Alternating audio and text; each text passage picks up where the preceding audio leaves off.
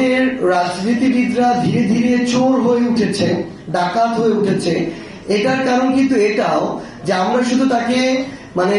তার রাজনীতির যে বিষয়টা এটাই দেখেছি, আমরা কখনো প্রশ্ন করিনি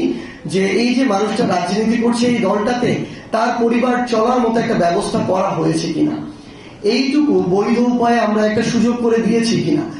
এইটুকুনি আমরা কখনো প্রশ্ন করিনি, চিন্তাও করিনি। তো আপনি শুধু একজন মানুষের কাছে, একজন রাজনীতিবিদের কাছে তার জায়গা থেকে ওই সুযোগ সুবিধা চাইবেন, পলিসি মেকিং চাইবেন, কিন্তু সে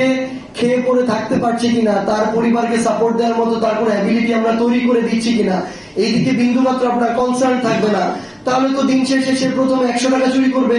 পরে 1 লাখ চুরি করবে, এটা 1 কোটি হবে, 1000 কোটি হবে, খুব স্বাভাবিক ভাবে। তো এটার জন্য আমরা যারা ইয়াং জেনারেশন, যারা পড়াশোনার পাশাপাশি যেন তারা এভাবে ধীরে ধীরে তাদের এই আর্নিংটা করতে পারবে, স্কিল ডেভেলপ